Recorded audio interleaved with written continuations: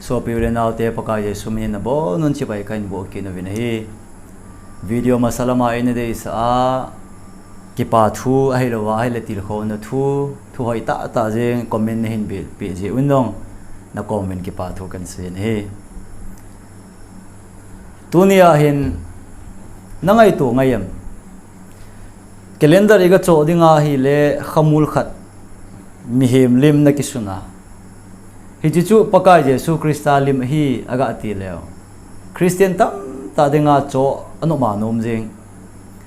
tengle hi chilim chu banga ga kita hi le akile tha jong le khadang ho sanga itiham kingai lu zo ham ai la wala ki za zo ham ki dei bol zo ham tabanga nom khaim hi chilim kita ho hi paka Jesu lim hi kiti ai la wala cross lim namu a hi le I pilunggel na niyem ay lawale cross su kot banga hoy lawale in banga hoy lam khana lo gari sunga na khaya hele na samung chomem ay le hi cross na khaya chu I atile na samung chom ham nangai to khai etele tulaya mei bola pakai lim hung kilangin atiwa Jesu lim hi atiwa a mei bola ko nen la lawale wana ko ni jong le hung kilanga umjin atiwen mi tam tan camera edit about tam bolo lo hita jong le hiti also comment bolding in social media la mahin athang jeng ji comment na bol kha ta na bola la iti na bol hiti chu paka Jesu Krista lim ta among hiti nagelem na ta asane hebang mga jong cross tu yan lang tele calendar lim hung kilang nang may bola lim kilang thu hi jong le hita banga tulai social media SMS jong tengle sticker emoji sticker ayong paka Jesu lim bang cross alo ling likhu ki khu lai ti san lung lai ti ho yong iga ke thot tu ya kam cheng jenga ka ki pa e ti sangai tu ga tna le itiham don son dan ngai tu dan za chu man nei khaim nane ya hele iti ho zo se ka do hoi bon cha ka sapo ne a bon chan adi e a hiding mong hi ti na nagel hi a hi le lung se ten chi video hi a top chan ve ding in ka hin tiam ki ne henge so piule naute tuni tha itu sei ding hi I ho lim na ding hi milim ho hi ai le milim ho chu het thei do la chun rom bung khat chang som ni le thumlang isima le sol cha pol chun rom mi te ko ma chun lopi ta jeng pathian mu thei lo chu ama hon mu thei gan hinglim hamin ai lawal keng li nei ham elwal tuya cheng ho hamin thi thei ho lim pu in asi movin hiti ho sa azenovin chibai abu ovin ati he pathian lung han na pen ta chu pathian banga ho lo ji un ati he pathian banga ho lo ji ovin thilsem kidang ho zo sen pathian chu phong do so ove a hin la mi hem ten pathian banga ho lo lim sem thu hi ati ai le milim sem thu milim ho kiti hi milim ega sem thu ama sanga ibo khup le jeng hi milim ho na ham le ai lo wa ai le hi chi milim ki ho na chu alim sem thu chu ya ko nong ki pan ham bible ko nin ga ve oti ve bible milim ho hung ki pat na ani adet ai lo wale apha ki chi tai na ki suna pon hitele ga he tha dinga chun le se na sa kho za chum ho jong hin milim ho chu ka support po ve ati thoi ama ho le khabu ti taute asa ko le khabu ho wa he milim hovun ti a hi koi macha kijir ti na kichu na yalo thupi lo hi ai le thupi lo ye ti le milim ho jeng ham hi cho mo ho khu na nga ta ti ve mon no na bol ta vi la bible la tu ni a milim ho na hi I ti hung ki pan ham anil tha det a phan hoi tan ki sun hi jong le bible kam chenga kon hin them khat evit thein a umin hi chai ga be theding ba chun Genesis bung som tum le khat chang som le ko ve na hele Jacob to apu laban thu ki mo en Jacob in apu laban ada tha aji acha te gan cho zo se ki puya azam go thu a konin azam thu ki mo en hi chun azam do zo chun laban chun ama in doi terafim kiti ama in doi chu agumang ta elowala Jacob ten ki po do tai ti he do pha nin anung del kinin abon chan nei go ho zo se chu agavit pe kinin a hin la amu zo poi amu zo lo ham tiale Rachel chun anato pha hi ato pha a achanu Rachel chu ding ding aga tiale Rachel chun hepa kanu me hi na ai umje in ne ngai themin kadin thailo di ati ai wang zo o se hi chu indoi ati teraphim kiti teraphim si pi ham iti evenar indoi ti taute umbu tuma sanga ayong ikhang ipi pu ten milim songbul ho la yo ba umbu anei ji wa doi bu anei tabang chu ti taw ti be o he tabang chu mo nong laban chun anane he ala he si laban in anane chu teraphim kiti chu mi tam ta chun tulaya se ya ile seraphim kiti ai chu seraphim kiti to kibang hinte aje chu teraphim kiti chu van til lim thanei lima ki sema he chu in tina pului lai mi him ho chun ama indoi anei ji hi ti mi themon ase hi chu ti chu hi ta hi le teraphim chu ama sangla ya chun milim ho chu anaki pantai laban phat la ya chun ai le laban phat la ya milim ho chu laban masanga chu koi umam Abraham te ho uma Tera te ho uma ai le hiti ho chung chang a chun Joshua bung som ni le bung li chang ni ibe na hele Joshua chun ami Israel te avai tha ana athuga ana achun EPS ai time sekemuna chun napuna pa te chun ati napuna pa Abraham Nahor te ati Abraham Nahor Tera Abraham pa te ho loi hema ho chun Luigal Euphrates Luigala achen naw muna chun milim sem thu anajen jibin ati chu ajuti hi aile BC sang thum le zanga lang ti ho lang ati thau ti ve hi ti ho phat lai chu hiding dol ta in mithi mo chana se hi ajuti aile taran te ho loi haran khwa achen la yu wa chu hoila ya ko na milim ho na chu akila do hintem ko na hi le hidem Abraham chu pathenin Genesis bung som le bung ni a hin ko do him aile bung som le bung ni ma sanga chu ni ga ave na hi le Abraham te in sung seina omde pon ahin la bung som le bung ni ma sanga chun Abraham in ko te yong chun milim an ho ta ve ti kichi ta jengin akemo thejin hi so ti hi le Bible back in nglang ga se kil le hen Genesis bung som le bung ni Abraham ko ma sanga chun milim ho le sina umana hi ta hi le ko na hin pat hi dem le hoya ko na hong ki pan hi dem le hi chi hi do na le ta jeng ani a tha se chen thelo hi Hezekiah ga se ga he the do la chun Alexander Hislop in the two Babylon ti le kha sang kha jagit somga le thum kuma aji chu Scotland mi ho bung lamkai ho bung upati te presbyter ho bung lamkai le kha them ta jeng pathin tu he ta jeng he ma he aman anaji na chun the two Babylon ti aji na chun hi chi le se na milim ho ong ki pat na hi abul hi Babel in sang sa kon chu hi ati hi ma iti Babel sa ko na chu ki pan the ham ti ale Nova te ka hung ki chaya Nova tha ko na mi ha ta ya hung pe nga ai wanga Novan pathin ata san banga chu leise na pathin ta san mi na tam ta lo ji achun te ba na Nimrod chu hung ha tan gamleng hat tenle pasal hat ga do hat hi ji achun tenle pau khat amangobin chi khat pau khat a hi ji achun amo ami hi tha na chu ki su ngobin pathin do na dinga Babel in sang asa o he ibon sabin he we eje Babel in sang asa o chu pathin deilo lam hi ta je chun pathin apau asu lam dang pe in ama pau ki thopi dung zuim leise na hin aki the khen ta we ti le khwa Genesis bung soma imu he haile Alexander Hislop in saida na chun hilaya Nimrod nin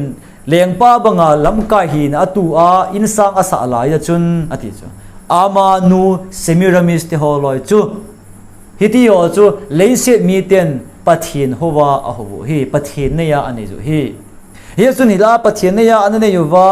leng jong hi wa thunei tu jong hi wa ya chu ama ho lamkai no ya chun umje chun pathin ne ya ane te chu pau hung ki khel phana ama gam chi azam che wa hi le apao ki za chom min a chen naw gam za chom jong le sa khona lama Babel in sang asa ala juwa nam khat pau khat hi a chen khom lai wa aki thoi danu tengle a ho danu chu am chen amun che wa aki pu wa he chi chu gama le se na he dim so a hi je ati he chi thu hi mi tam ta ata san long mai the hi a hi wanga iga ave na le khabusu a ko ne hin protestant tam ta to evangelical tam ta in hi chi hi adi e atin kinga na jong aman he tunia ke jong in hi chi hi kinga na ka man he ya tun Abraham te masanga tera te ho uma Abraham pa te ho milim an ho hi ta hi le luigal Euphrates luigala ati Joshua bung som ni le bung li chang ni a sei chu luigala na chen laiwa milim an ho wa na jan leu chu hoya ko na ke chu ham le iti ale Genesis bung som chu ko the hi Israel te phat la ya Israel nam la a Israel nam hung hi wa Israel ho la a milim ho itabanga umam abon chan seizo hu yong len them khat chang ki la ta jinga kon hin ga vele hen Exodus ibena aile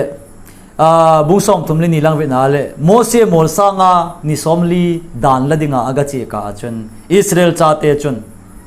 bong no lim na se mo hi chom lang in sei le hen bong no lim se mo wa ama hi chi bong no lim hi ai gupta ga ma ko na hin pui do pa na pathe nu chu hi ati wa ho hi la mu wa ki thoyu wa tia ni pi chung gol wa abol hi ai wanga Mose hungkum tha a pathenin sol tha a ngu alung ha ma jeng song a se ke ya hi chinyal mi hem tam ta thi hi ai bizia thi ham ti le milim asem ji hi hi cha Israel te gam thip gama bong no lim asem wa an ho hi ga chom ka kai pai le hen Israel lengam Keni ahum kisu a Jeroboam Samari lama ji pi se hungobin Jerusalem lama mai cham chi ngai ta poi atia Bethel to dan muna aman bong no lim ni asim do en he chu mi pi ho se ama hi ti chu kumzatam ta masanga gam thip gama bong no lim na sim chu hichima ma chu alengam wa chu nam som ho chun pathin howa ho hi Samari khopi a ho chun hitabang chu milim ho na Israel le hola a ahung ding pathenin adei lo ji chun ha ta jenga pathin a kham ga a Deuteronomy bung som le bung ni chang thum lam be na he le gam thip gama ko na achi wa kanan gam lu ding wa chun pathenin ha ta jenga agi na chu Mose manga Israel te chu na lu na ding gam khu namsagi in milim ho hin mun sang ne in mol sang chunga ki thoi ham thingbu noya ki thoi ti ho doi ai mang tabanga milim ho na hi ji a chu abon chawa ko na su se dingo na tha chimi dingo agan cha ane go bon cha na halwam dingo hi chile le yong chu hi lo milim ki ho na mai cham ki sem na khomin yong chu na su be ding he ti Deuteronomy bung son bung ni chang thum bina le hi tabang kho ma je pathenin Israel te chu milim ho thil ta khoyong khoi lo di amilim ho na mun min jeng jong chu Israel ten khomina ane dinga phal lo hi hi tabang kho ma pathenin milim adei lo chu ama thalenga mi him ten a ho ding adei lo ti na hi ya Israel te chu ive na hi le Bible hi ga ve na le ga chom ga ka le hem Israel te chunga ha asan hung hlung melman ahin dovu ahilo wale melman azia cha te apui mang pe uham ahilo wa ahile agam sungo ahin la pe uham i pi boina anei jong le atam zo he milim a ho ji ji o Israel cha ten milim ho aga all sam da na chu numbers bung som ni le bung khat chang ge de na ahile hormol sang ma ko na edom gam kimvela akitol tui khang len san lam pang azut wa akitol lai wa chon gam thip gama lampi se be se ju mi pi lung hanga mo se chunga lung hanga hitya chiden dinga nei ko yu ham idalanga nei pu yu ham chuti hen ten ati tui lo je a phun ja chom ai lo wal ne le cha tui lo je a phun ja chom to ai lampi je a phun ke na pathen lung hanga alung han pa na pathen gul se hin sola mi pi tam ta achu a thi yong thi ai alai phan chen pathenin mo se ko ma Gulselim semin lang khai kangin ita chu Gulselim ve ho zo se chu dam ding he ti thupe imu he ai la Gulselim se ma aga khai wanga ave nom koi ma cham lo a sei pap deu thu sei thi mon aga se ya hi le hi chini achun mi he maga lo chal da nan chu pasal ta ta hon a lo lu tu wa amin ho ta keu pe wa ave sa gon lo ave nom hi len thi a hleng zo ve thi a dei zo ve ti yong mai ata tam zo ta mi khetalo ma ave nom lo ve nom lo chum te ave nom lo thi ji awanga ve ha ho chu damai tala do nom chu hilaya gam thip gama gul se hunglan ta ji a mi pi adam thein dingova gulim aga sem sa chu mo se henga sem sa chu Israel ten ipi lo ovem amuna pai lo piu chu akipo pai payuwa agam sungwa kipo wa leng te ni na bungsom le bungge changli eve na haile hezekia leng hung chana chun aman Israel gam sung se si a milim ho na mai cham se se su se na te milim ho na mai cham dinga ki thoina a ki mangcha mancha thillelo ho zo seong chu man a halwam hitia a hal la ya chun tengol tabang gulim amu hichi gulim chi piham hoya kon ham ti le ho gam thip gama numbers bungsom ni le bungkhana mosen Israel mi tia gul se a kona hi a kona adam theni dingowa pathin anasim sa chu ai le I atile a phatla ya gul alenji a chu gul a haji a chu gula kona dam na dinga pathenin iti ti da dispo bang mga one time use bang mga anapi one time use bang mga single use dinga anapi chamo na kipo pai phayowa Israel gama chu akitunuwa indoi banga amanowa azen le le oti lengte ni na musol bungge changli sip chu bung sangkhan akon ga asim suale kichi ta ki mo hi amo ko hilo aho bo hi ipidinga ho ham tile pathenin khatwe anaman cha kha ji a chu anaman cha ji a chu ale chilaya hi Israel tes milim ho hi pathin apathena ki ngamlowa apathenin anaman cha hichi gulima ki sim chu aho bo hi apathin jo ho lowa agulim ho bo hi pathin naman cha ange chu ai wang pathin hi lo yong chu milim ho na hi ya chu ezekiel ha ta dema halong a hal se milim ho wa aga hlu naw khat point kha ga se kil lengpa sol david hung le hung chan masanga sol Israel te leng masapen ta le hung chana nikha chu philistia mi te to kido dinga achina hin pathin hinga thempu hinga chi a pathin koma ga taw ding golovin pathin ho ina ko ne tabernacle la ko ni tawte pathin ho ina kon chun aman tulun bom ti ta hello ale pathin thingkong tiute bible a chun pathin thingkong da ki dop do a gal do namuna chu koi go ama lungela chu pathin thingkong ki koi hen nang hile melma palestine ho zo se chu ki zo thein te ti ai wang hinai sai lo pi zo ta sanga philistine mi ten pathin thingkong chu la pi uwa amogama ki po wa milim doi ho na mai cham ho in sunga ko joi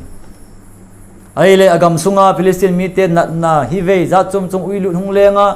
agam gimma ma jeng ha gimbe se phanwa hi chi ji chu hin te ti adoi ai thimon khol do phanwa he za ta jenga Israel te pathin bom chu thingkong chu it banga bowling ham ti kidong to wa ta chu kang talai semwa Israel gama hin so jema he cha solin a bol khel chi pham apathin zo ga hoding ti lova apathianin amancha athingkong pathin thingkong sunga ipi muham thupi za chu mai sei ding hoi pathin thingkong uma achunga chu za ngai na lal to na uma khoto na lal to na hichunga chu cherubim uma he kiti he aman athingkong chu ajan do a apua gal hatlo abol khel he ama chun pathin thingkong chu idolize na milim howa asan achan sa hi eza apathin kom chun ga che hen lang thempu koma samuel kom chun ga che nang gal do ding thu ga se hen nang le pathin phathei bu na zo mai the hi ai wa ngai sanga chaman apathin mancha tabernacle chu kum khana thempu ho khatwe luji hen mi pi ho zo se chon se thoi na dinga su dam na dinga adam na dingawa hale ni se a thempu ho ki thoi na thempu chungnong pen kum khana khabi alu na mun theng pe na pathin thing kong mai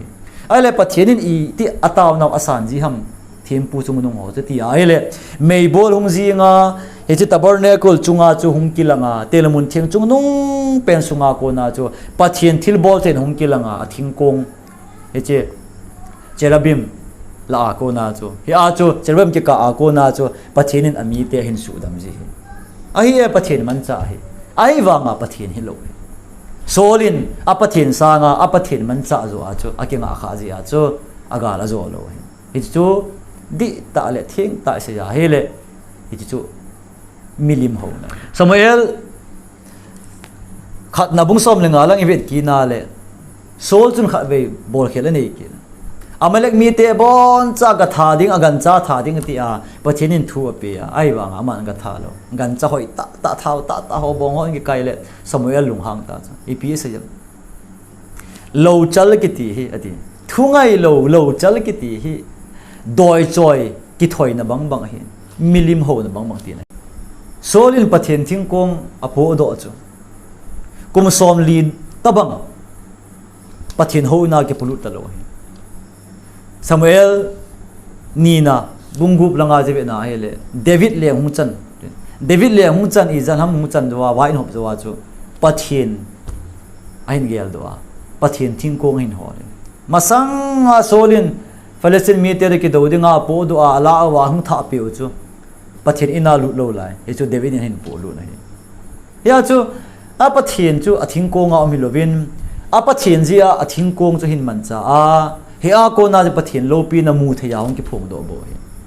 a hin la a ke mu thei pa je pathin hi lovin a pathin zo chu David chun a hola he tia chu atulun bom na adan bom ki koina he che thing kong chu aga po lut ki nai ale bilim ho tung thu hi bible a ko na la do a se ding tam ta men hil akhai khom na ding in old testament tulung luya Israel cha te milim ho akhai khom na in milim ho se uwa pathina chungwa lung hanga athe tha tuni chan na Israel cha te a Israel gama kim lo lai hi chu chu me ta lai pathin hin bible a evena hele vel tam ta kei tai lo pathin dang a poi kei tai lo pathin dang na ho lo ding hi wana hian lang leya hian lang sem thu hian lang gan hing lim hian lang tuino ya gan hing ho lim hi jong le mi hem lim hi jong le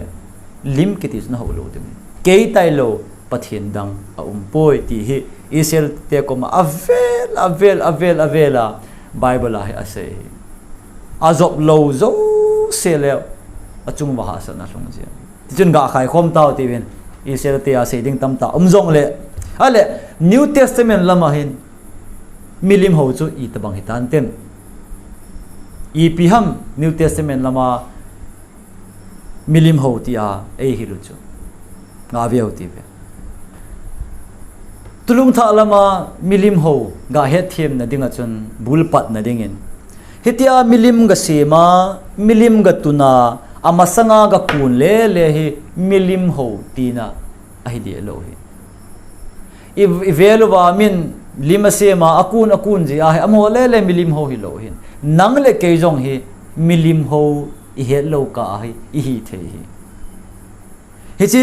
ga sei na dinga chun Bible chang khat ga lan do leng Kolosa bung thum chang nga ve na hi le nei pap thang set milim ho hi ti nei pap thang set milim ho hi a hi le iam tia nangin milim ki sima igabo khublo milim ho aki hi ti na ger kha iveluwa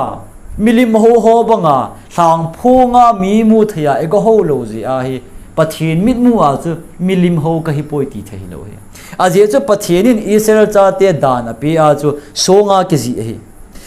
ki ji dana chu kei tai lo pathin dang na ho lo ding o milim na ho lo ding ati te a chom lang ga sei taw ti be kei tai lo pathin dang milim na ho lo ding ati a hele a song phenga a ki ji lai se a chu amu le he no amu lo te le ga ho je me hi ji chu sagau lung set na khang a hi lo je chu he ala tu khangai be na ai le sagau lam lung set na khang pathin tu gu ho zo se nang le ke he thei dinga tin le sagawin ei pol thei ni dinga tuwa he lung set na phat in mani ya so dan phat la ya Israel cha te dan manga amu thei wa akivet kol naw to tuwa sagau lam hun la ya nang le ke akivet kol naw hi teu cha aki khet ne be he nga hi ama ho chu mu theya lim aga sim wa abo khup zieng o hi lo wa ai le thim lo chang hi be alungil wa chun I zat milim ga ho jong lew achung wa thutan na thelo hi ai wanga hlagau lam pha nang le ke tua thulung tha ilun pha na hin tulun tha a hin sol cha polin ipi asayam le pathian chu hlagau chu adan pe ho zo se hlagau lam dan hi ti ta chu song phenga ne ki ji hong chu hlagau lam dan hi ta sa ana zok mu hin ai wanga hi ta chu hlagawa ki pe pathian hlagau pathianin a pe hi ji a chu hlagau dan hi hi jong le ama ho a chu azop dana chu ta asalang outward appearance na polanga ga amu theya bo anazop mo hi sungilla zo hi chu solcha polin polanga cheptan le chu juda ham ati chu polanga cheptan le abram cha hi na ham sungila cheptan bo chu cheptan hi ti ko rom bung thma yo ya ve nai le polang le a milim ga ho lo chu milim ho lo ham sungila ho lo bo chu ho lo hi ti ta de lai thu ga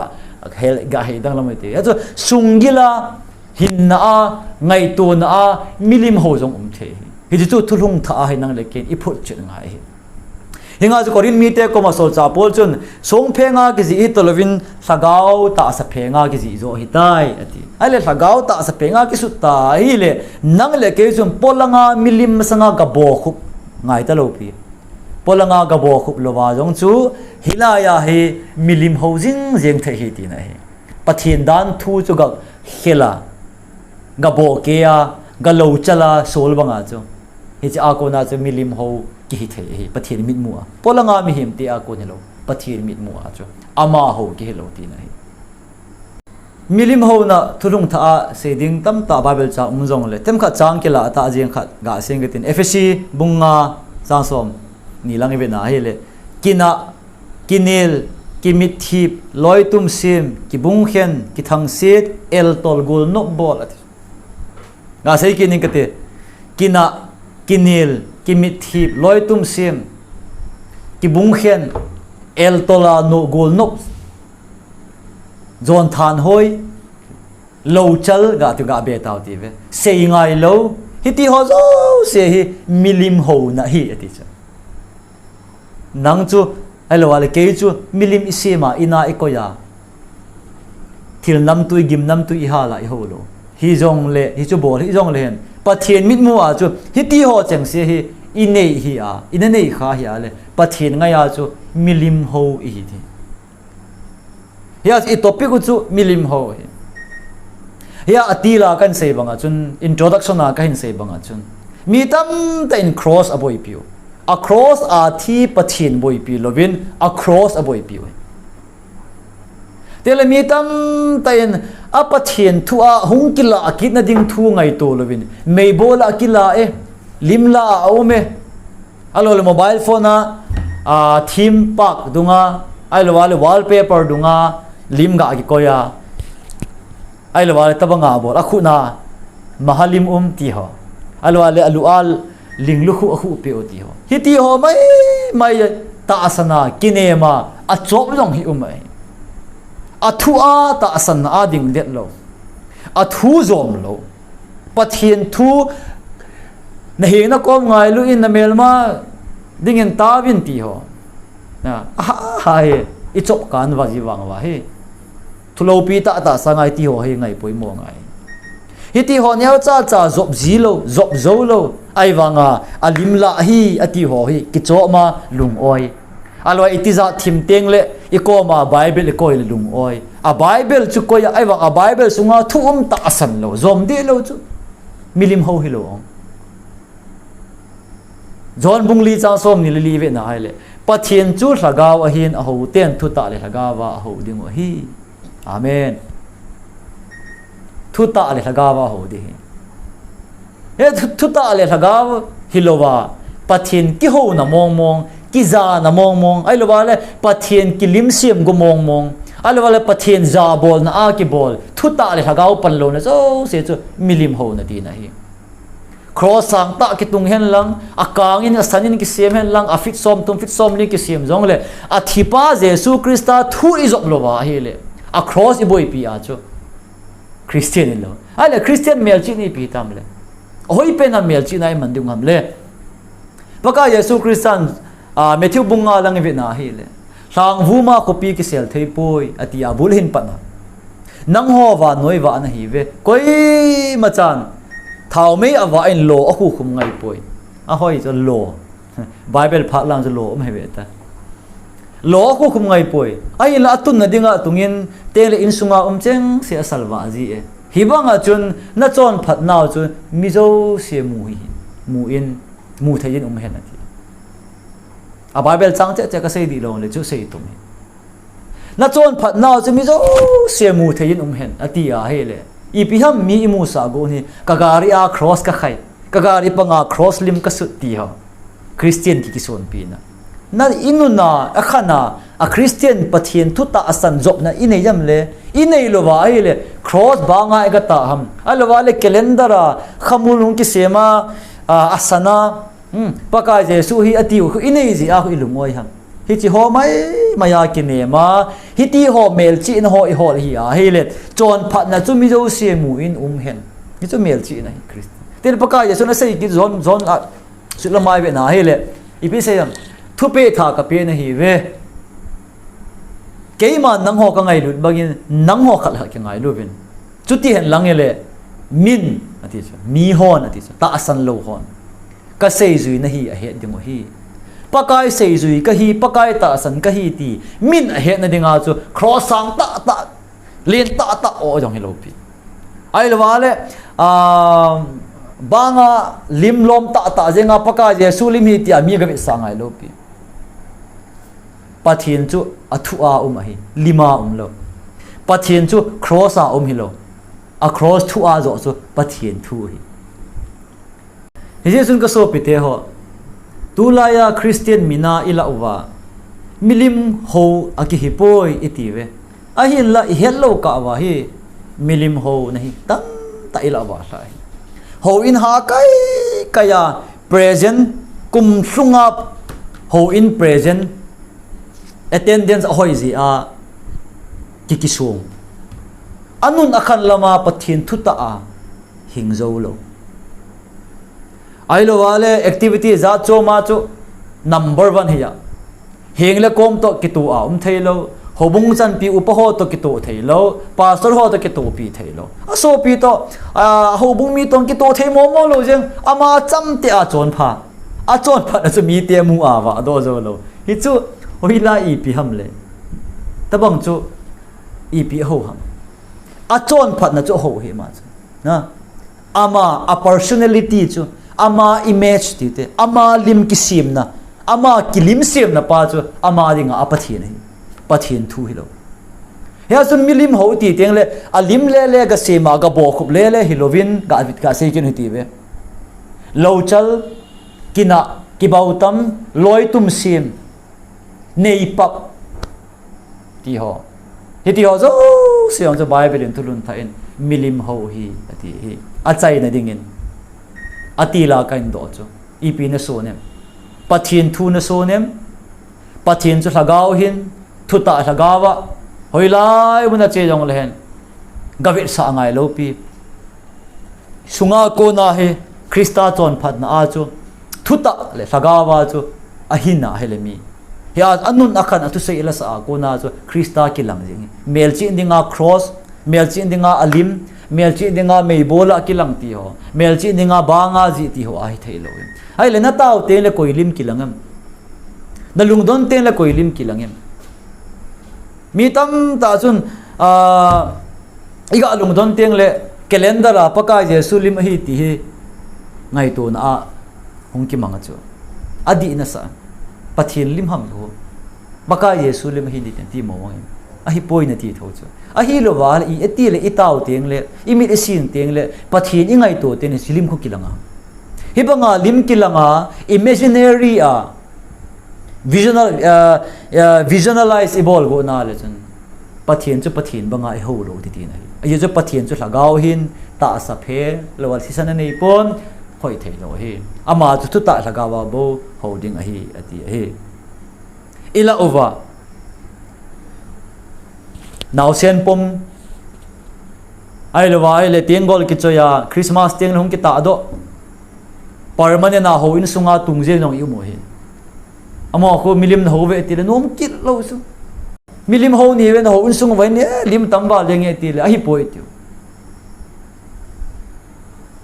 amo sei da ka amo sei na ka za na chu pathianin van til holim tuino ya cheng holim leise na cheng holim gan chalim sem lo ding ba uti hi ama lim sim hi in pathian lim sim hi in ati poi ati apan sau chu na ta asan bible am lo pi ta bang chu pathian chun lim mo ama ti lo thagau le thuta pathian a hi ji a chu thagau le thuta pathian hi na pa a chu a pathian hi na ga ho ti lo chu athil le lo tam ta akinga hi milim ho na hi thila na ga no thila no do ninga bible a adam lo ho vo uwa a ngei phe lu vo pe jeng bible a evo ji a thila po de lovin thila chu pathian thu a ko na thagau thil bol theina a ko na no do di hi bible a vo di lo ai lo wale cross ega atu a hi le in sunga chu thila ang lu lo in di ti ngai dan gel dan rom mi te ko ma sol cha pol asai bang bang ama ho akichi isawin achi inaw lung gel chun angol sa ai dai atiu chu ya chu ei ho lung gela ko na pathin chu ilim sem jiu tabang hin tin tabang chu hin tin itiu hinai sai lo hin ei ma lung gela ko na mi him ta sa lung gela ko na pathin chu su lung oi the hi lo cross ga tu ji a thila ang lu lo di lo korin ji a chi pi se jem va sol cha abanga mi theng te ki khop na ang chu satan hung thaji he thi chu ai le ho in sunga ki khop na je nga mon a tha the ya ai le hi che cross ga amu ya satan tu ti je hi lo chu satan ati za dinga le isunga krista achen thagau le thuta krista achen ji a chu hi jo chu satan ne ki chan ding hi he jun pathian tu hi atula ya Christian na atam che pun che wa hi le itiam thil tam ta ngai dau che je hen hello ka wa hen milim ho na hin ilu ji bin he chun tua ka ga sei chu koi ma chapol koi ma cha group ka sei se hello bin general ta jenga bible ta san nahi a hi le bible in milim ho ti pi ham ti he in a head the wa hi sanga gil zo anang hon na ki kholu wa he ta milim ho pathian a dei lo pe ta ko na he anaki hing do a pathian chu thu ta le thagawa an ho che denga ti a hi che tom ngai ta jenga thiam lo ta jenga molmo ta chilai thu ega se hin ten lung gun ta jenga ina ngai ho ina ve ho pakai je suminin salam ka pewin ten hengwa ki pa thu kain se jovin seinom ailwale keidinga thilpha ka khan bol be dinga thilpha hilwale ka bola phalo uma sei sian ning uma hai jong le thi zo se chu komena lungse ta in ki phalam lo helain sei dingin pakai je sumning kan tiam ben hin pathian thui sei do ho iga sim do ho bon chan ngai la ho pathianin chi na le het na le hat na phat theina na bon cha chungwa jesun na petaw hen ka ki pa na bon chi bai